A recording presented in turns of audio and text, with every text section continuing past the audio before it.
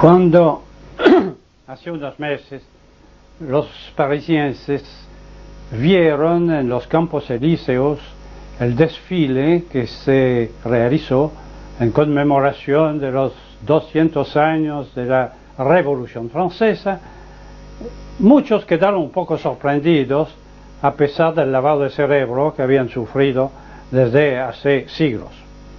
En efecto, vieron pasar por esta avenida magnífica hasta el Arco de Triunfo, vieron pasar negros, vietnamitas, soviéticos en uniforme de 1920. ¿No entendieron? Algunos entendieron, especialmente cuando un artista debajo del Arco de Triunfo cantó la Marsellesa. Era una mulata norteamericana, cantaba muy bien, es cierto, pero lo que cantaba era muy malo. Lo que los franceses, inclusive un poco molestos, algunos indignados, no veían claramente, de modo general, era el origen de los acontecimientos de 1789 y años siguientes, que se conmemoraba en esta forma, aunque tuvieron alguna vaga idea al respecto cuando al día siguiente los jefes de Estado invitados para las fiestas fueron de paseo en una lancha turística por el río Sena, y que la lancha se encontró en medio de centenares de cabezas de plástico de tamaño natural cubierta de pintura roja que flotaba alrededor, las cabezas que simbolizaban las víctimas de la guillotina de 1793. Y esto quedó un poco en la mente tradicional de los franceses, inclusive democráticos, como una cosa desagradable, ¿no? Bueno, pero lo que quiero hacer hoy es meramente explicar los motivos de la Revolución Francesa y su modo de prepararla, el modo de prepararla y su evolución. Y para eso tengo que empezar por el principio, pero con muy pocas palabras. ¿Cuál era la situación de Francia en 1789? Francia había evolucionado desde hacía casi 2000 años mediante un régimen monárquico que tuvo sus altibajos, como todos los regímenes, con cambio de dinastía. Con el final del imperio de Carlomagno hubo un periodo, el siglo IX y X, los siglos IX y X, un periodo de anarquía tremenda que fue superado mediante la feudalidad. Mala palabra hoy en día, pero la feudalidad no era sino el resultado de la autodefensa de los mismos habitantes. En aquel entonces ciudades había muy pocos, la gente vivía en el campo, aislado, cada uno en su campo. Este campo fue invadido por bandoleros de todo tipo que se aprovechaban de la situación para saquear las casas. Y entonces los habitantes del campo tuvieron que concentrarse, juntarse, donde en un cerro fácil de defender, y se pusieron arriba, una pequeña aldea arriba, y iban a trabajar en sus campos y volvían a la noche. Y cuando desde arriba se veía demasiado polvoreda, que se acercaba una banda de jinetes, abandonaba sus asadas y subían a refugiarse arriba. Pero necesitaban un jefe capaz de organizar la defensa. ¿Lo encontraron? No. Los que no lo encontraron, bueno, murieron. Los que lo encontraron, ¿quién era el jefe? Podía ser un antiguo oficial o suboficial de los ejércitos imperiales. Podía ser un joven con cierta formación militar o no, pero con una energía feroz y una capacidad organizativa. No importa. Cuando encontraron a este jefe tuvo, por supuesto, se le dieron todo lo mejor que se podía conseguir, la chica más linda, comida mejor para que se quedara, sobre todo que no se fuera, porque si se iba era el final de la pequeña comunidad. Y así es como después, cuando la paz se restableció, el orden se restableció en el reino, los feudos se mantuvieron y los descendientes del jefe improvisado o no de la primera época siguieron siendo los administradores de su comarca, peleándose con los vecinos a menudo, pero en definitiva organizando su comunidad. Esto duró en el campo hasta fines del siglo XVII. Claro que el señor feudal ya no tenía la autoridad de antes, pero era el representante del rey en el territorio que él administraba. No era su dueño, no era dueño de la tierra, meramente tenía un derecho de administración por un derecho hereditario de administración. Y en contrapartida de los servicios que prestaba, cobraba impuestos en plata o en productos. Era normal. Al margen de esto, existían los gremios artesanos, magníficamente organizados, hechas por una federación de talleres autónomos donde no había asalariado. El taller era la unidad que producía, que compraba materias primas, que vendía artículos manufacturados al llamado justo precio, es decir, el precio que correspondía al valor de la materia prima y a las necesidades vitales del maestro y de sus adjuntos que trabajaban todos agrupados, que habitualmente vivían además en la misma casa. Esto es muy esquemáticamente la situación de Francia hasta 1789, especialmente en cuanto a los gremios que duraron hasta el año 90. ¿Por qué entonces, de repente, en 1789, una parte de la población se sublevó y otra parte de la población, cuya función era mantener el orden y administrar el país, levantaron los brazos? Esto es lo que me interesaría explicar hoy. Y la explicación es muy sencilla, en realidad. En primer lugar, tenemos que considerar que la expresión de Revolución Francesa es perfectamente inexacta. ¿Qué es una revolución? La etimología nos lo dice. Revolvere significa volver atrás.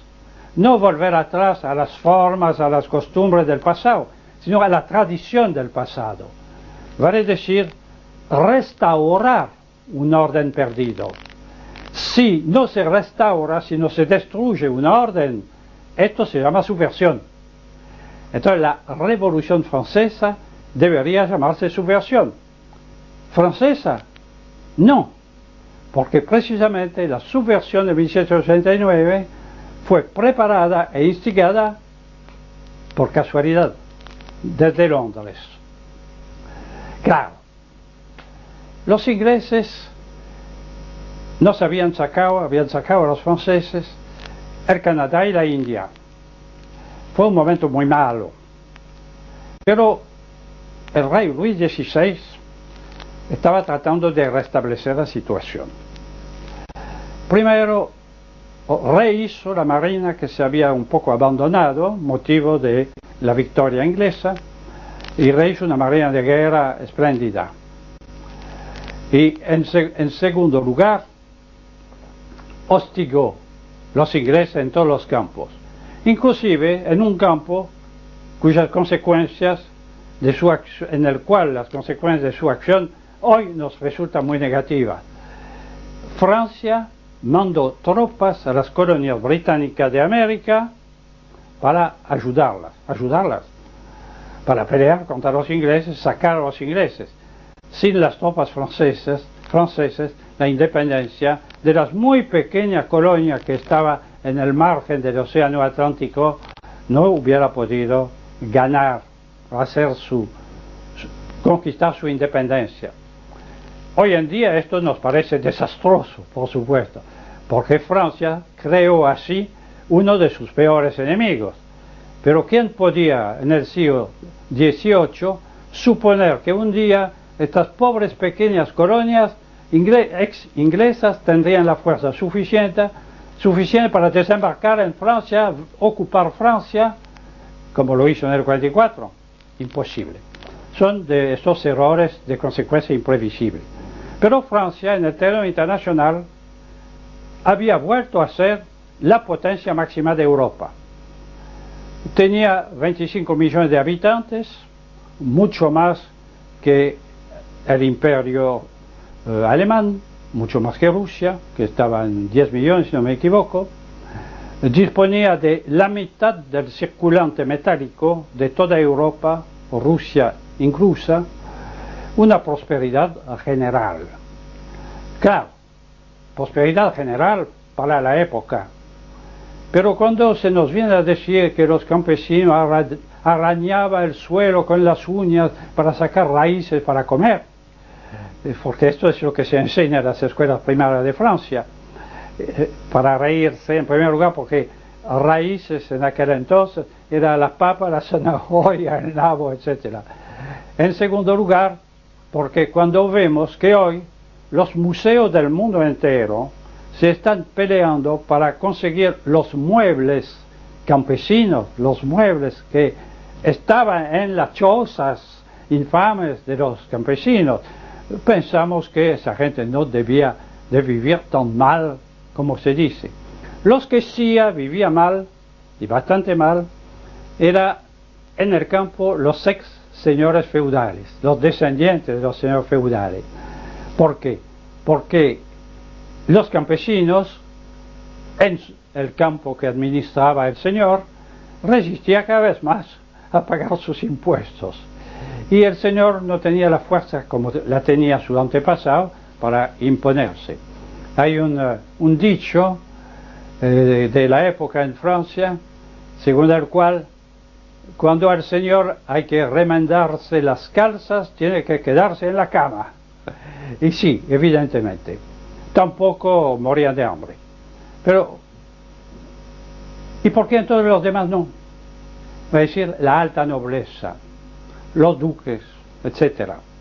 Claro, esto tenía una explicación del pasado. Ustedes saben que durante la minoría del rey Luis XIV, cuando tenía 14 años, hubo un sublevamiento en Francia, no contra el rey, por supuesto, sino contra el primer ministro, el cardenal Mazzarino, que tenía mala reputación desde todo aspecto. Y la revuelta esta fue encabezada por algunos grandes señores del interior de Francia. Luis XIV, joven, que había tenido que abandonar París en este momento, le quedó una especie de pánico ante la idea de que esto podía suceder otra vez con consecuencias más desagradables. Entonces, dos consecuencias. En primer lugar, hizo construir el castillo de Versalles. Se lo agradecemos, es una maravilla, para vivir lejos de París. En segundo lugar, domesticó la alta nobleza, que antes ocupaban sus funciones en las provincias, funciones de gobernadores, representantes del rey en cada provincia autónoma. Y la llamó a la corte, la cubrió de regalos, consideración, etcétera, etcétera. Le dio títulos altisonantes que exigía su presencia en el castillo de Versalles, los ablandó, los neutralizó, y cuando Luis XVI los necesitó para defender el régimen, no los encontró más. Ahora, ¿por qué esta gente había tenido una función importante antes? Esto es un aspecto que tenemos que abordar.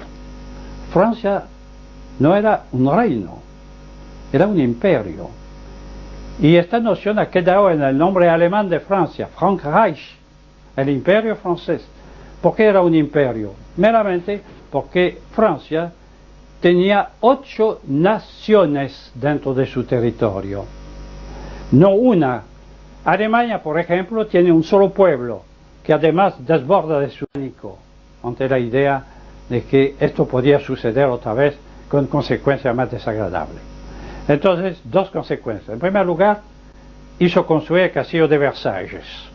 Se lo agradecemos, es una maravilla, para vivir lejos de París. En segundo lugar, domesticó la alta nobleza, que antes ocupaban sus funciones en las provincias, funciones de gobernadores, representantes del rey en cada provincia autónoma. Y la llamó a la corte, la cubrió de regalos, consideración, etcétera, etcétera. Le dio títulos altisonantes que exigía su presencia en el castillo de Versalles, los ablandó, los neutralizó, y cuando Luis XVI los necesitó para defender el régimen, no los encontró más. Ahora, ¿por qué esta gente había tenido una función importante antes? Esto es un aspecto que tenemos que abordar. Francia no era un reino, era un imperio. Y esta noción ha quedado en el nombre alemán de Francia, Frankreich, el imperio francés. ¿Por qué era un imperio? Meramente porque Francia tenía 8 naciones dentro de su territorio, no una. Alemania, por ejemplo, tiene un solo pueblo, que además desborda de sus fronteras, siempre desbordó de sus fronteras. Francia era el contrario. Los francos, propiamente dicho, ocupaban una zona del centro de Francia, un poco en el norte. Pero las demás provincias habían sido agregadas a Francia una por otras por el trabajo lento y difícil de los reyes de la dinastía Capeta. Pero cada provincia, o cada grupo de provincias, conservaba su idioma, conservaba su legislación anterior, conservaba sus costumbres, conservaba sus autoridades, menos el gobernador representante del rey. Y es así como Francia, en 1789 en Francia, se hablaba 8 idiomas, había 8 culturas. Les va a parecer a ustedes un poco inverosímil, entonces las voy a mencionar. El francés propiamente dicho, el provenzal, que era casi la mitad sur de Francia, el catalán, el vasco, el bretón, el flamenco, el alemán y algo que se parecía al italiano en Córcega. 8 idiomas que permitía a los franceses participar de 8 culturas, algunas de las cuales eran sumamente importantes, especialmente la provenzal.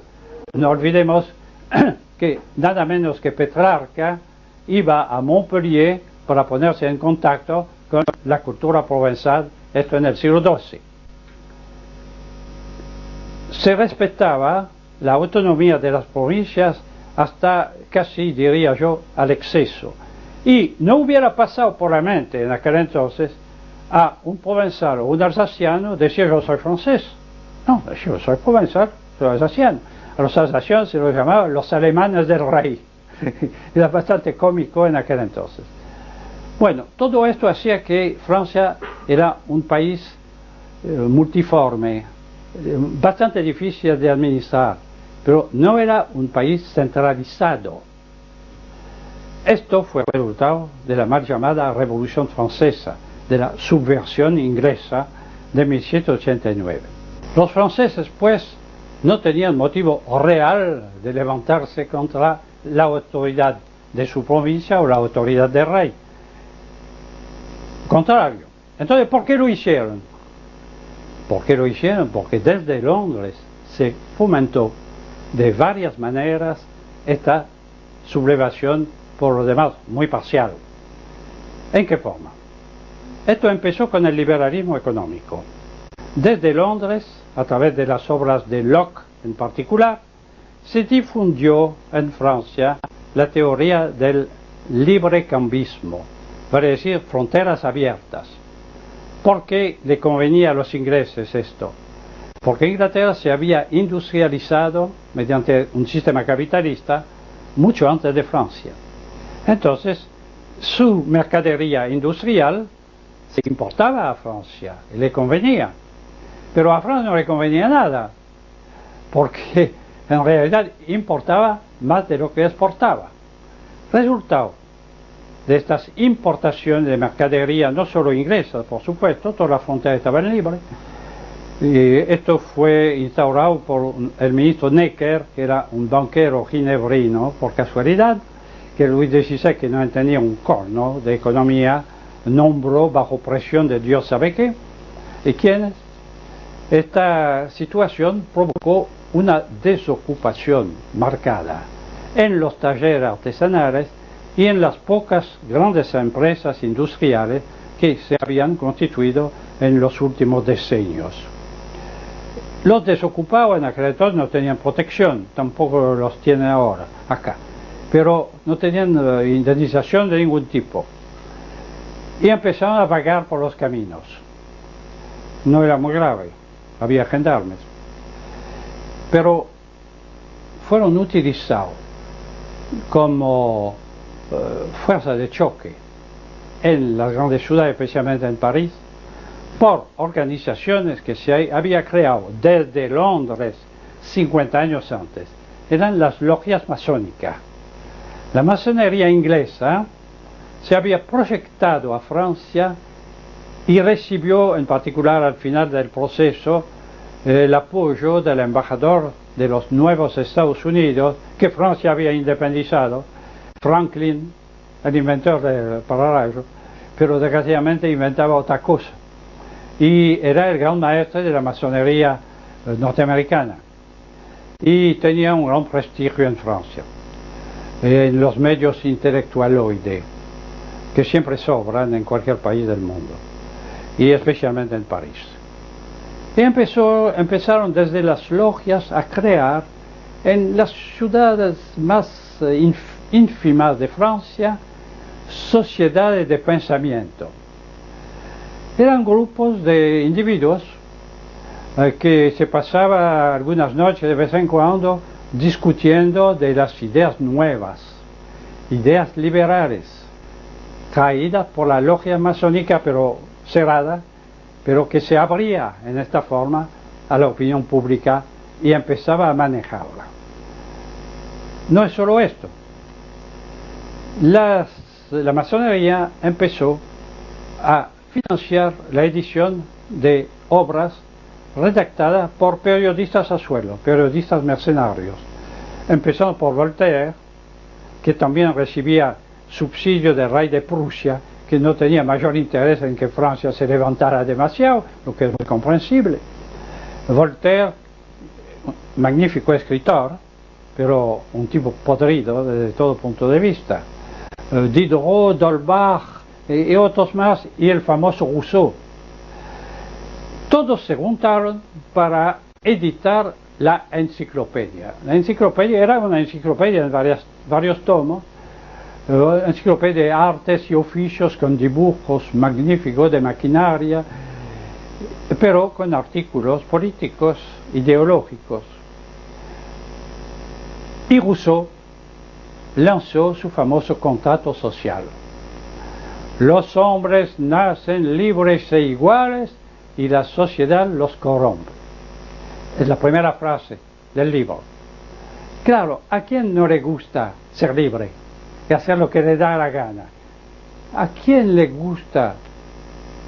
¿A quién no le gusta ser igual a los demás? Y de preferencia un poco más igual, ¿no? Un poco más encima. A todo el mundo esto es satisfactorio. Todos queremos ser libres y no tener nadie encima que nos moleste. Entonces eran ideas de fácil acogida por una población que tenía una profunda cultura tradicional, pero no una cultura leída. Y leyeron esto o se lo repitieron. No había prácticamente analfabetismo en Francia, pero en cada región hablaba su propio idioma, escribía su propio idioma. Lo que ha desaparecido hoy en día, lo que hace que las 3/4 partes de los franceses hablan mal el francés porque en su casa habla su idioma básico convertido en un patois infame y entonces ya no habla más nada. Bueno, esto es un paréntesis nomás.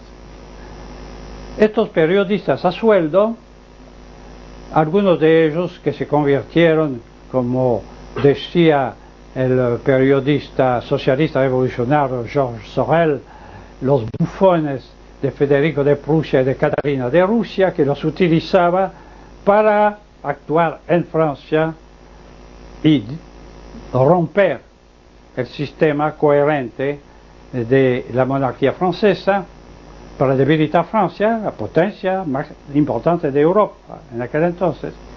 Pareció un rival peligroso. Estos bufones de los reyes vecinos, estos periodistas a sueldo, empezaron a proyectar sus ideas de libertad, igualdad, sus ideas de liberalismo, sus ideas de individualismo. El Estado es el enemigo, la nación no existe, las provincias no existen, lo que existe son los individuos nacidos libres e iguales. Y mi viejo maestro Maurras decía, y escribió en su obra Mis ideas políticas, que ha sido editada en la Argentina 2 o 3 veces, escribía en un prefacio de 80 páginas sobre la política natural, ¿qué libertad es la del niño que acaba de nacer? Elige su cuna, elige sus alimentos, elige a sus padres. No, es la desigualdad que lo protege, si no muere a las pocas horas. Es porque sus padres son superiores a él. Todos somos iguales. Bueno, mire alrededor suyo y me va a decir, en un mundo donde hay genios y donde hay infelices que no sirven absolutamente para nada. Por el contrario, todos son desiguales. Y gracias a la desigualdad, los chicos se desarrollan y progresan. Esto en todos los campos. Pero las ideas eran atractivas para la gente que no tenía preparación para recibirlas. Poco a poco esto llegó a entrar en 2 capas sociales sumamente importantes. No en los campesinos no leían ni les importaba, además no entendían el francés la mayor parte de ellos, sino en la nobleza de corte y en parte en la pequeña nobleza de provincia.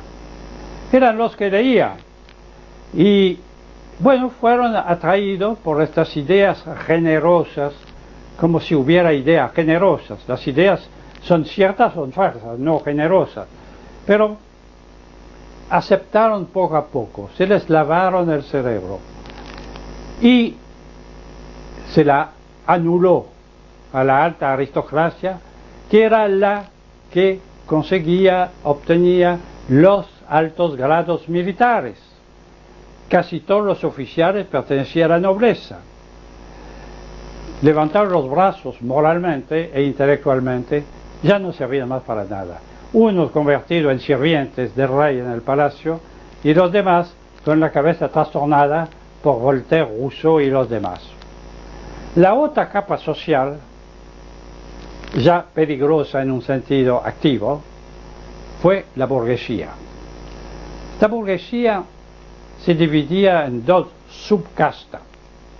En primer lugar, había un grupo un poco marginal, que era formado por los armadores de los puertos, por supuesto, y los usureros.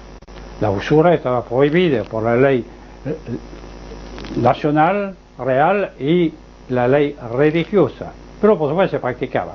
La practicaban libremente los judíos, porque los judíos vivían en sus guetos y tenían su estatuto especial. Ahora se estaba prohibido salir, pero salían igual, naturalmente, siempre salen igual. Y la usura creó fortuna gigantesca, no solo entre los judíos, por supuesto. En cuanto a los armadores de ultramar, ellos tenían libertad de comercio por la actuación del ministro Necker y se enriquecían muy rápidamente importando, por ejemplo, el azúcar de Santo Domingo, que era la mitad de lo que consumía Europa en aquel entonces. Esa gente tenía muchísima plata, pero dígame, ¿qué se puede hacer con mucha plata cuando la plata no da poder? El Estado les permitiría hacer pequeños negocios suplementarios.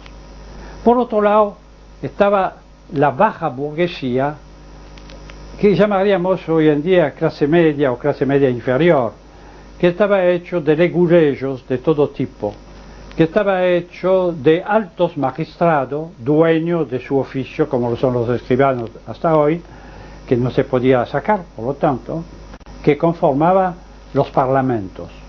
Los parlamentos regionales y el de París no eran congresos, no, en absoluto, eran cortes de justicia donde los magistrados tenían bastante autoridad en su sector y mucho prestigio y bastante plata también, no sé por qué, pero se enriquecían muy rápidamente con sus cargos.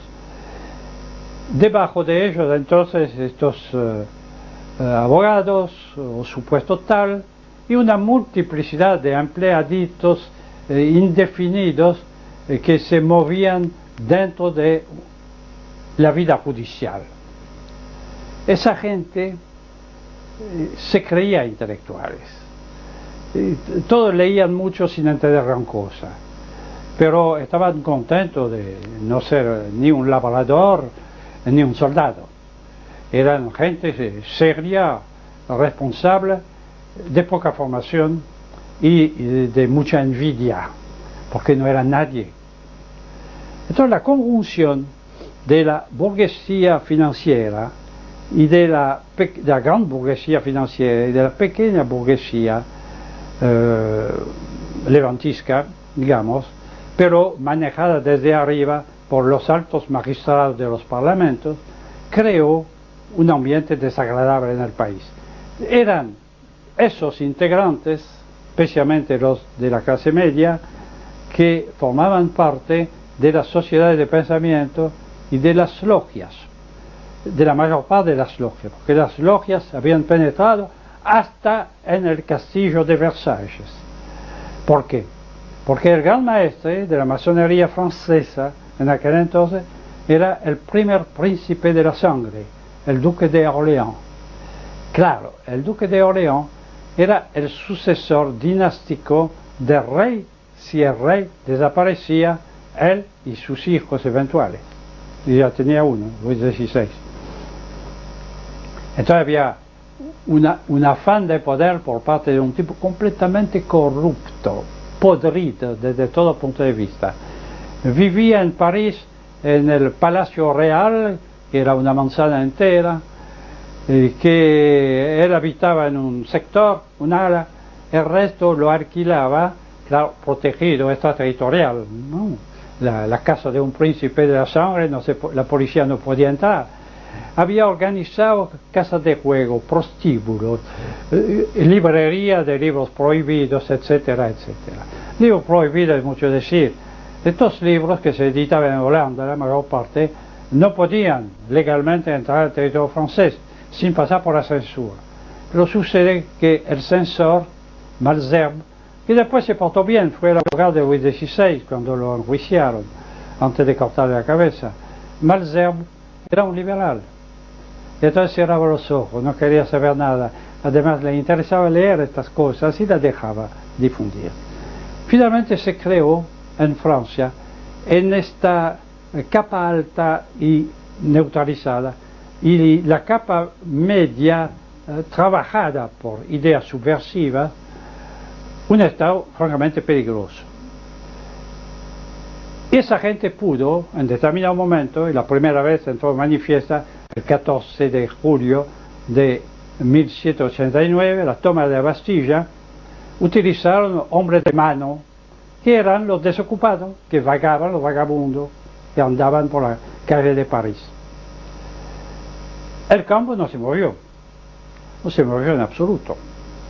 Prueba es de que cuando ya llegó la época dura de la mal llamada Revolución Francesa, inclusive el terror, se levantó Vendée, Bretaña, Normandía, Provenza y Alsacia. Pero desgraciadamente el sistema de autonomía regional hacía que no lo hacía en forma coordinada. Los vandeanos se levantaron, restablecieron su orden, que era el orden tradicional en Vendée, y cuando llegaron a la frontera de Vendée volvieron a su casa. Y los bretones hicieron lo mismo, y los provenzales lo mismo. Porque si se hubieran juntado 300.000 hombres, que fue el conjunto de las tropas realistas, hubieran ocupado París y hubieran limpiado toda esta merza que se agitaba. Esta merza fue reforzada, en primer lugar, por elementos militares. En la Francia del antiguo régimen, las tropas eran tropas profesionales, casi todas no francesas. Había tropas escocesas, alemanas, suizas y croatas. Bueno. Y es así. ¿Por qué? Porque precisamente no había peligro de que esas tropas extranjeras se agitaran. No entendía el francés, no entendía tampoco los idiomas locales y por lo tanto a ellas se los utilizaba. Pero había 2 regimientos franceses, de guardias franceses. Esos son los únicos que se levantaron, que estaba estacionado en París, y en París la propaganda liberal e igualitaria los tocó a ellos también. No eran más seguros y a veces participaron en los motines. Entonces, ¿en quién podía descansar el rey? Bueno, la toma de la Bastilla no lo molestó mayormente, era un incidente más, porque la Bastilla, que era una fortaleza medieval convertida en prisión, era un monstruo. La propaganda enciclopédica de los liberales mostraba esto como el símbolo de la opresión monárquica sobre el pobre pueblo indefenso.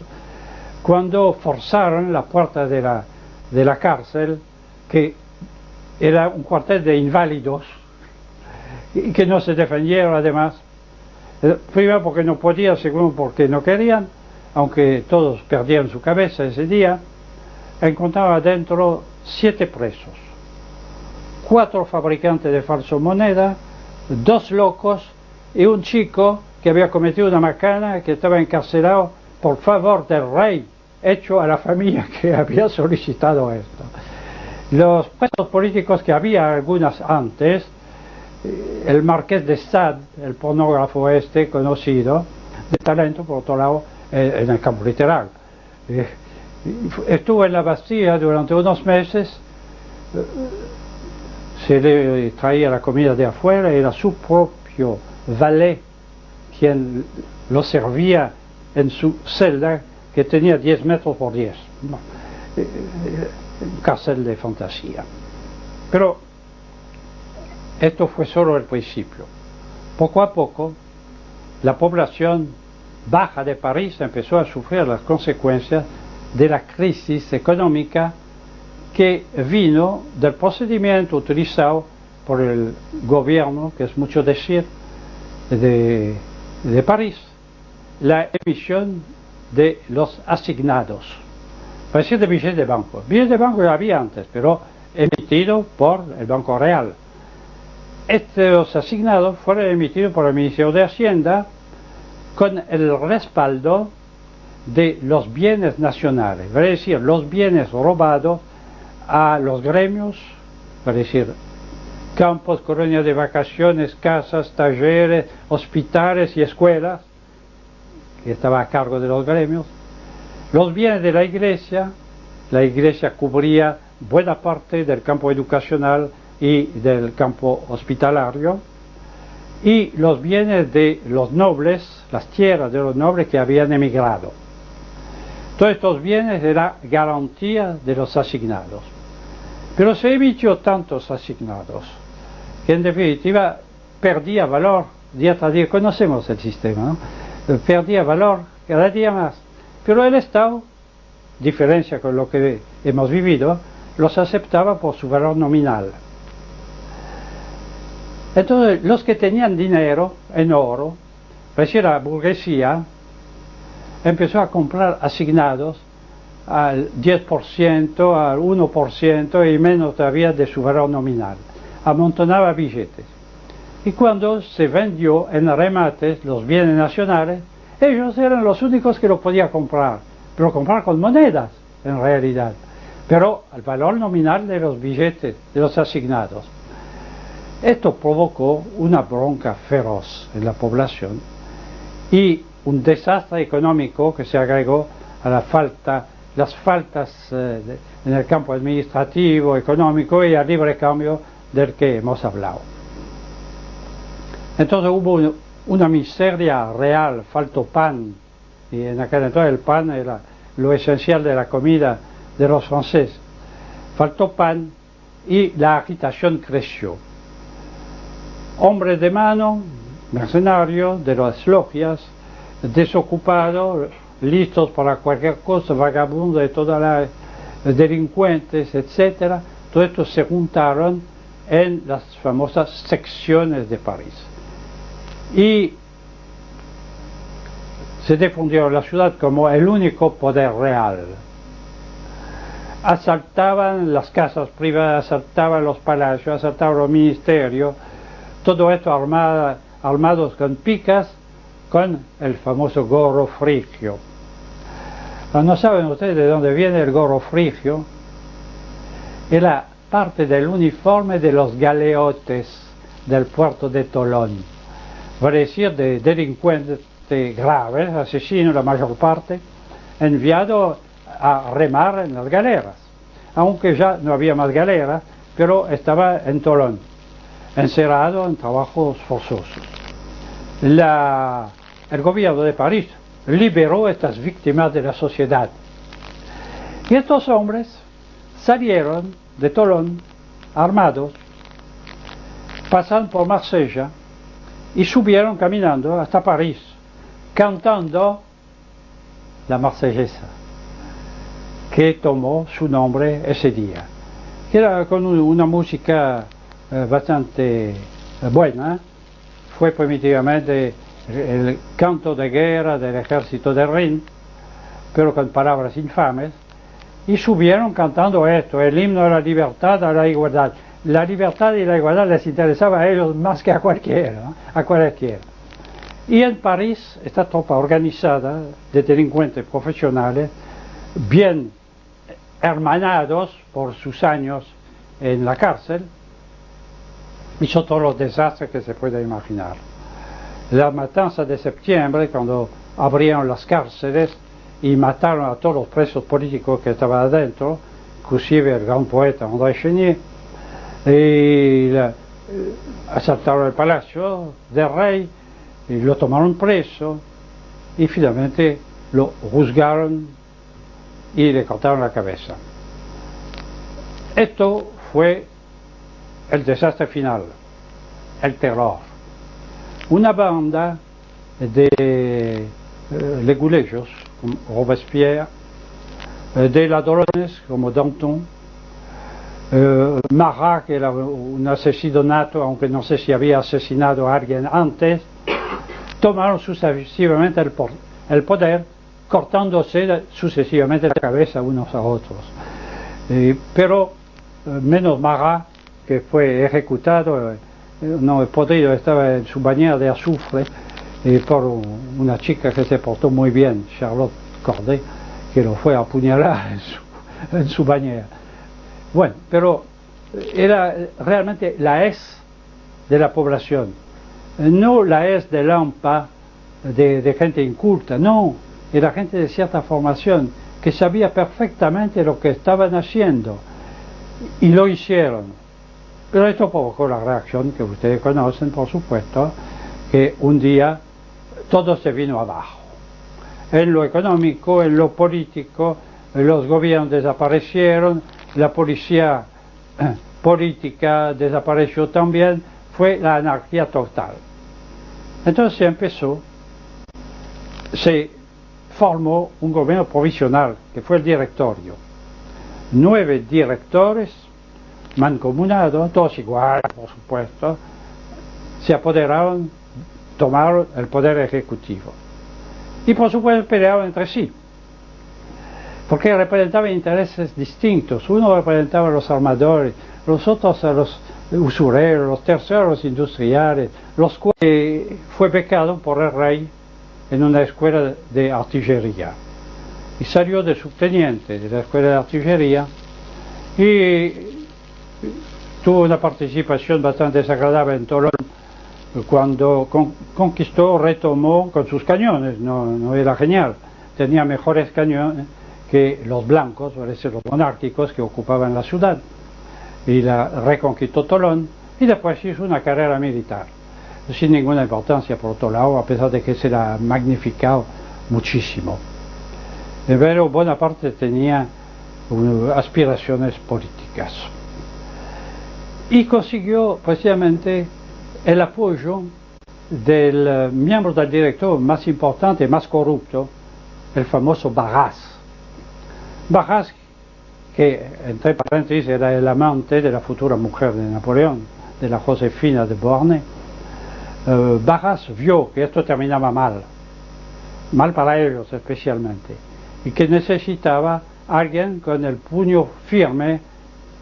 ¿Quién más que un soldado? ¿Quién más que un general? Bonaparte había llegado a este grado a los 24 años, creo. En aquel entonces era como durante la resistencia francesa, donde había chicos de 18 años con galones de coronel, solo se había cosido ellos mismos, era muy fácil. Y Napoleón hizo exactamente la misma cosa. Bueno, no era Napoleón todavía, se había convertido de Bonaparte en Bonaparte. Bueno, está bien, pero tenía un pasado un poco desagradable. En efecto, él había sido últimamente comandante en jefe del ejército francés en Egipto. La guerra se había desencadenado entre Francia la declaró, la Francia democrática, la declaró a Austria, hubo una coalición de los países europeos, inclusive Gran Bretaña, que aprovechó la situación que había creado ella, y el gobierno de París envió un ejército a Egipto para tomar las posiciones inglesas del Medio Oriente por atrás. No resultó, pero Egipto fue conquistada por Napoleón, pero los egipcios se sublevaron, los mamelucos. Hubo una guerra bastante dura y se veía que iba a terminar mal. Entonces, ¿qué hizo el general Bonaparte? Se mandó a mudar. Tomó una fragata, una de las pocas que tenía, abandonó su ejército en pleno combate, llegó a Tolón, llegó a París y se escondió, claro. ¿Dónde? En el Palacio Real. Naturalmente con las prostitutas y los traficantes. Se escondió. Pero a través de Josefina, Barras oyó hablar de este general en una situación militar un poco difícil, que podía ser fusilado en cualquier momento por desertor. Consideró Barras que era el hombre adecuado, el hombre que él podía tener en su mano, pero un hombre que por su pasado militar tenía cierta capacidad para poner las cosas en orden. Y efectivamente lo hizo nombrar cónsul, después primer cónsul, y finalmente un buen día Bonaparte se convirtió en Napoleón, tomó el poder mediante ayudas distintas, especialmente de un banquero que se llamaba Mayer. Los reencontraremos siempre, y a través del cual, entre paréntesis, ya emperador, especulaba Napoleón, inclusive contra los intereses franceses en todas las bolsas de Europa. Esto está documentado. Pero Napoleón, en el campo político, que nos interesa más aquí, Napoleón tiene fama de haber acabado con la mal llamada Revolución Francesa. Y no es cierto. Napoleón la consolidó, salvó de ella lo que se podía y debía salvar desde los intereses de la burguesía francesa y del señor Rothschild, que era su asesor. ¿Cómo? Muy sencillo, restableció el orden físico.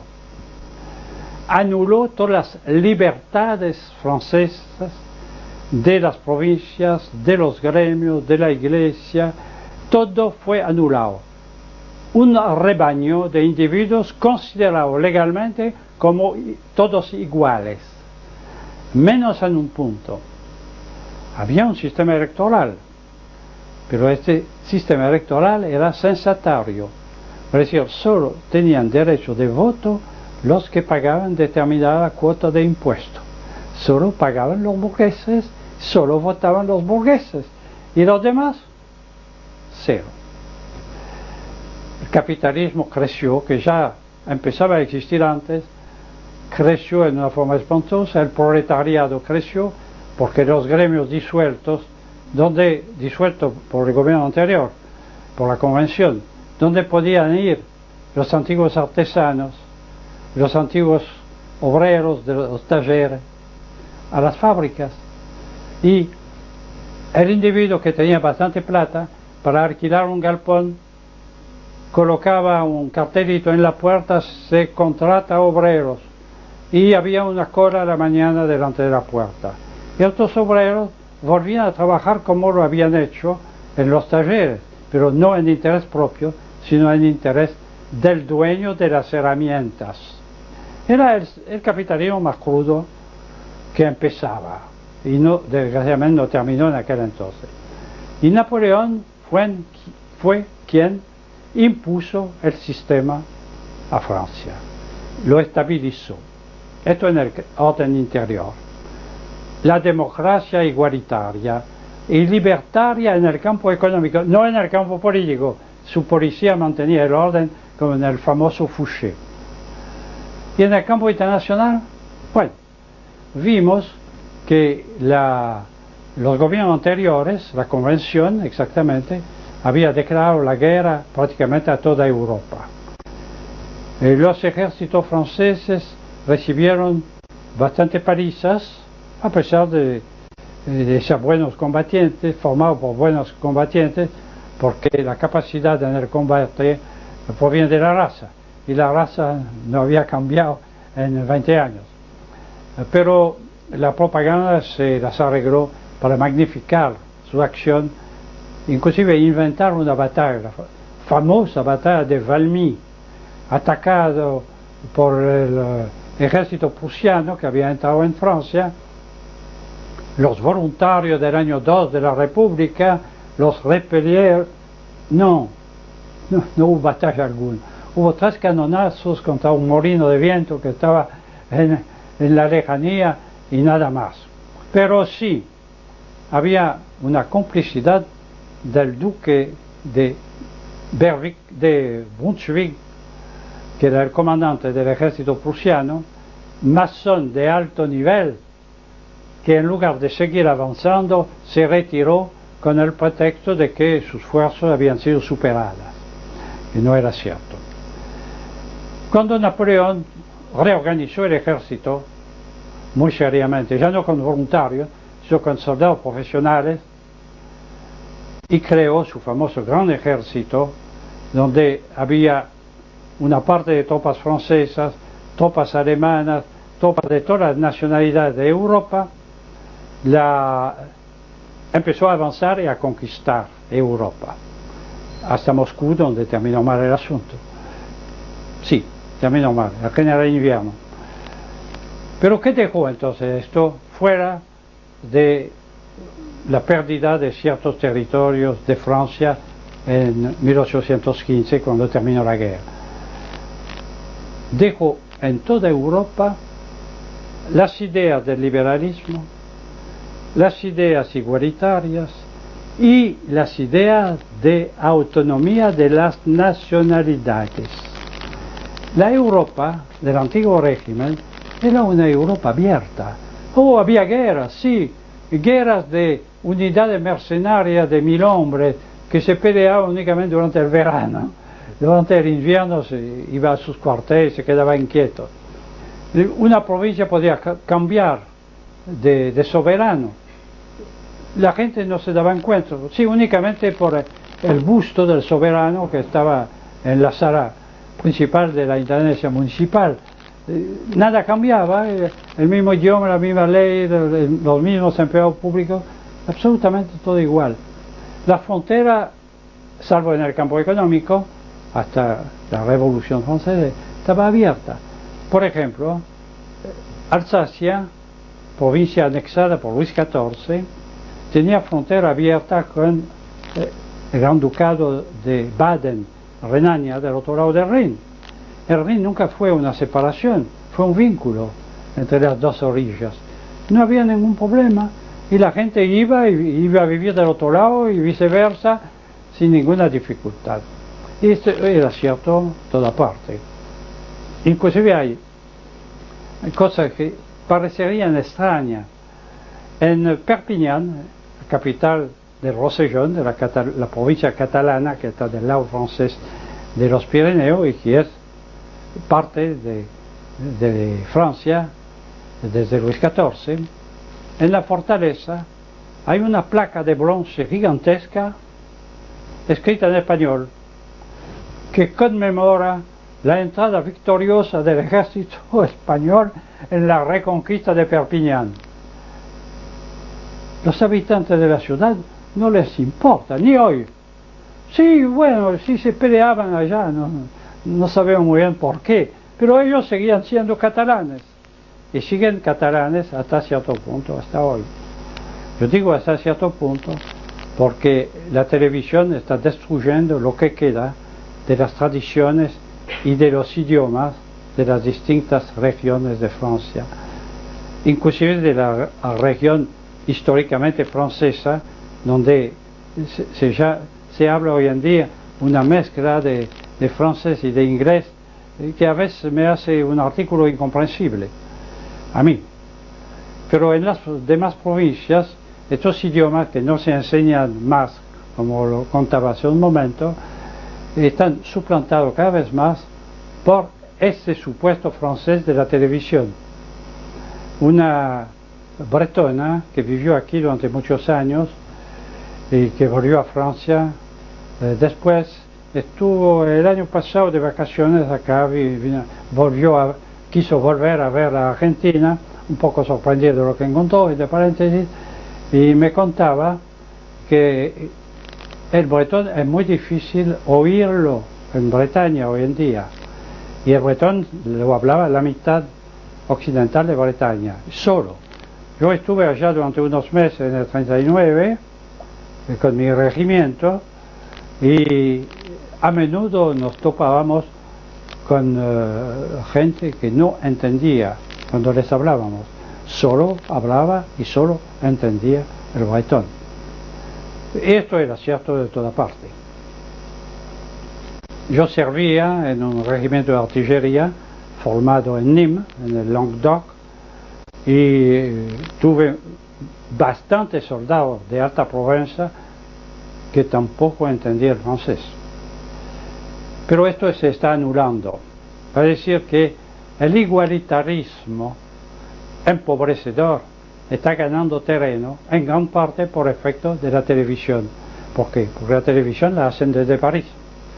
Y desde París tiene más prestigio que los pocos canalitos que puede haber, no sé si los hay siquiera, en las distintas provincias. Sí, no tienen canales, pero tienen un espacio de unas horas por semana.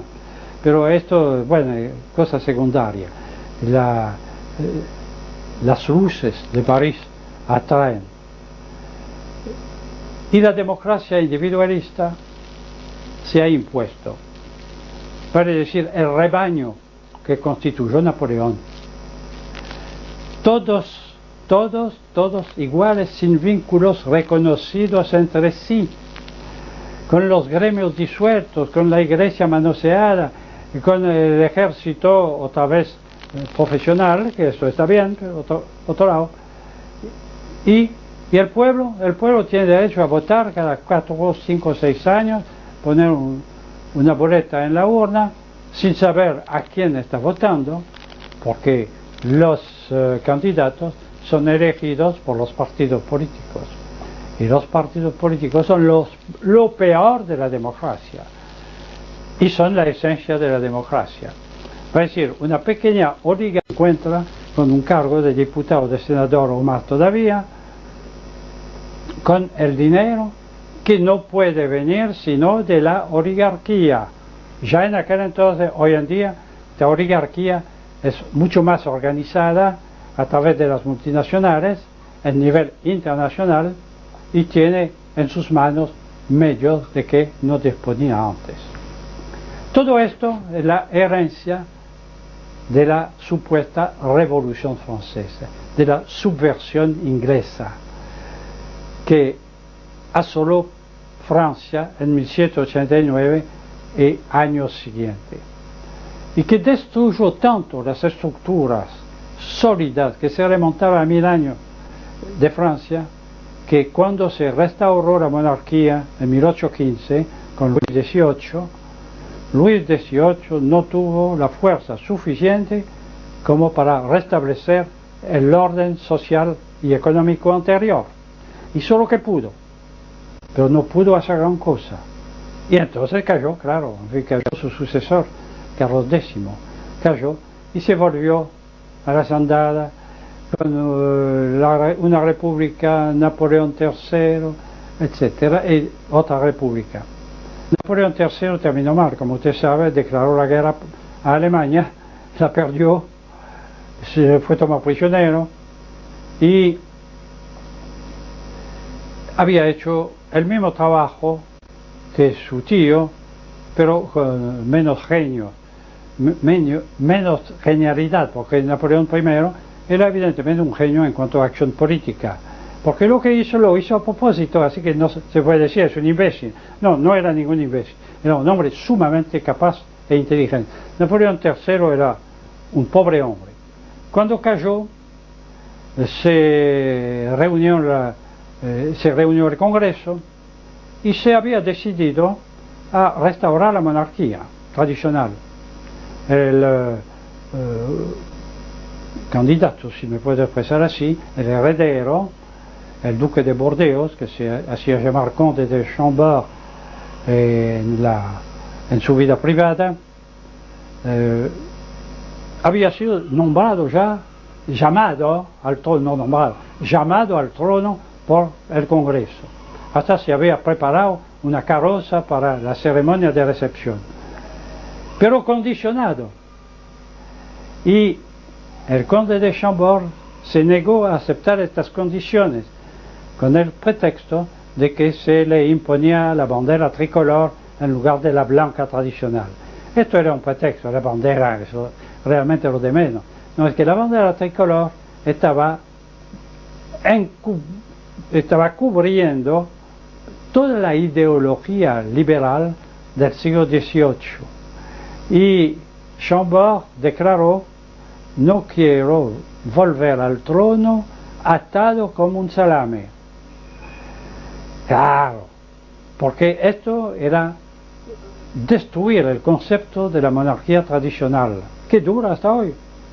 Porque es muy curioso, los franceses democráticos, los franceses liberales, los franceses afiliados a todos los partidos, cuando aparece en París un príncipe de cualquier otro país, están chochos, salen a aclamarlo, han reencontrado su pasado en un extranjero.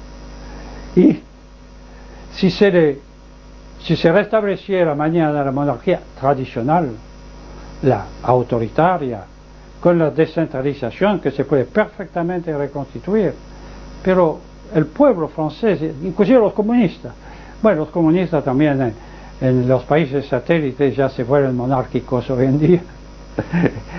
¿Quién hubiera podido pensar esto hace unos años?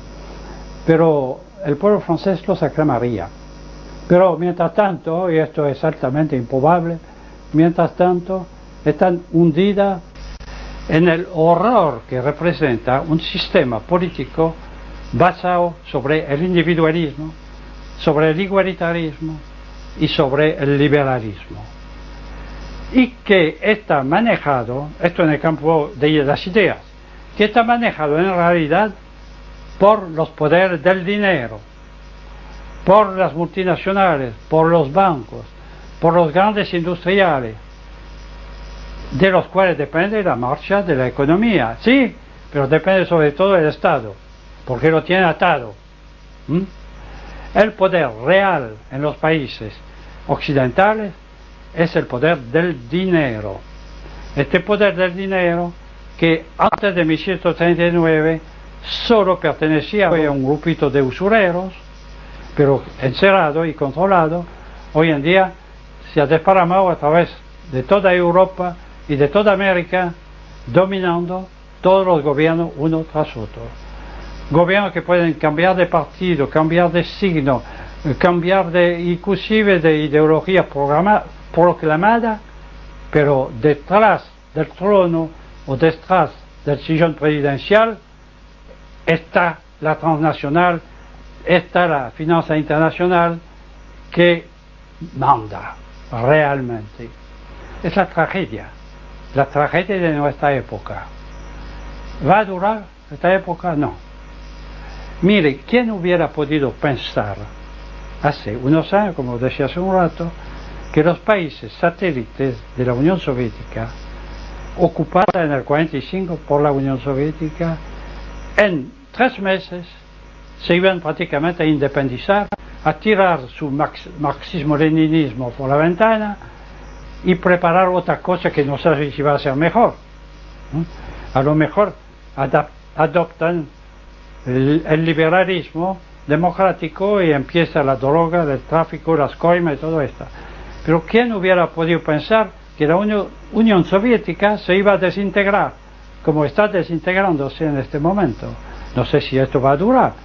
Tal vez el ejército rojo haga la manija, pero en este momento se está desparramando todas las provincias limítrofes de la Unión Soviética y todavía no le tocó el turno a Ucrania, que es la mitad de la población blanca de la Unión Soviética, pero que se está preparando a actuar en el mismo sentido. Entonces no podemos saber nosotros si muy rápidamente todo no va a cambiar. De cualquier modo, no vamos a esperar que esto cambie así nomás, ¿no? Hay que prepararse para el cambio, hay que preparar el cambio, hay que realizar el cambio. No un cambio en el sentido de la Revolución Francesa, no un cambio subversivo, sino un cambio restaurador, un cambio auténticamente revolucionario, que restablezca, como supo hacerlo en la medida de lo posible Rosas en el siglo pasado, que restablezca el orden tradicional del país, de los países, de Europa, de América. Y entonces todo puede volver a cambiar. No va a ser fácil. Especialmente en América del Sur. Y especialmente en la Argentina, que es un país de aluvión, como ustedes lo saben, donde todos nosotros tenemos nuestros padres allá del otro lado, padres, abuelos o bisabuelos, ¿no? Del otro lado del océano, todos un poco advenedizos en el país, poco homogeneizado, sin estructuras más allá de la estructura familiar. Entonces es más difícil aquí que allá, pero si se da allá, aquí se va a imitar, 10 años después, como siempre, pero se va a imitar. Entonces hay esperanza. La esperanza sobre lo que modifiquemos adentro existe. La esperanza sobre la incidencia de lo que cambie allá es tal vez más certera. Y allá está cambiando todo, no solo en el este, sino también en el oeste. Hay nuevas fuerzas revolucionarias que surgen. Algún día van a ganar el poder, como lo hicieron en Italia en el 22, en Alemania en el 33, en Francia en condiciones un poco particulares en el 40. Todo esto fue aplastado por la violencia, por la vinculación entre la oligarquía capitalista y la oligarquía burocrática soviética. Esta coalición nos aplastó. Está bien, todo eso se puede hacer, se debe hacer, Y yo creo que se va a hacer. Será difícil. No ha terminado. Tal vez no lo vea yo. Pero hace falta hacerlo. Si no para nosotros, por lo menos para nuestros hijos. Y para este bendito país que no merece la suerte que